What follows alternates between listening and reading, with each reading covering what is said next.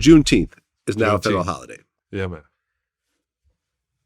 And this is a bit of a controversial statement from me, and I've said this in other interviews, just hasn't aired yet. Number one, I'm very happy that Black people have another federal holiday, right? It's the first federal holiday since Martin Luther King Day. Right.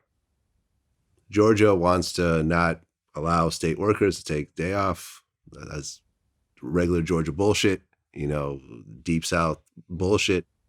But from my point of view, what kind of bothers me about this holiday is that it's a celebration of slavery ending, which never should have happened in the first place. You're celebrating considering a group of people human that were always human. Right. They never should have been slaves. They were never, like, okay, now you're actually an equal when you've always been equal. You see what I'm saying? And that part right there just sort of irks me. Do you see what I'm saying? I get what you're saying. But I'm happy it's a holiday in the summertime, not a wintertime holiday, like in February. I'm just saying that because it's always cold. But when I was on the East Coast. But what it does is it gets to the point where we recognize it's a recognition of what we've come from. And that's a good point. It's a pay attention. That's a good point. This is the real Memorial Day weekend. This is why it was developed. So much more has been uncovered that literally peels back the onion so many ways. And I think the histories that we're learning and things that we're learning that were hidden are now coming to fruition. I think that's a good part of it. Right, because I remember when I was reading about Alex Haley and Roots, what I never realized was that up until he started writing these stories about slavery, initially in Reader's Digest, and then it got made into a book, and then it got made into a TV movie. No one had even written about that before. Nope.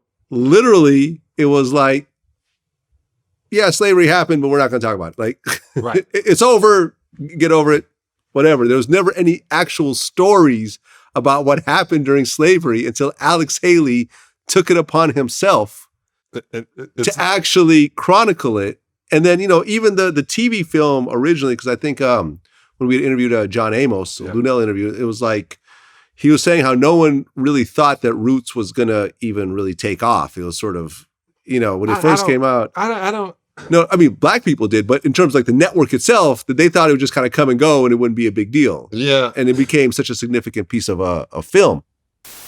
And because they figured it was, well, we'll just get this out of the way. Let's burn them all. They called it burning it in those days. We'll burn these episodes. Nobody's going to be watching. Nobody wants to see this. Little did they know that they would draw the biggest audience in the history of television. I don't totally go with that one. And I love John Amos, and I'm not going against him. He was in it, and he should know. He played Kunta Kinte, the older Kunta Kinte. But the deal was all the best actors on television and film were en route. Yeah, so everyone wanted to be in it. So I knew the money they put into it, they wasn't going to let it flop. The crazy thing is, when they had a chance to do a 25-year anniversary, another network had to do it because CBS didn't want to go in. Yeah, Will Packer, I think, was in charge of that. Yeah. So I know that they didn't want to rethink. It's like, oh, look, man, I had sex with her last week. Forget about it. All right? I cheated last week. This week, I'm here. Why you bring up old that's shit? the way it was.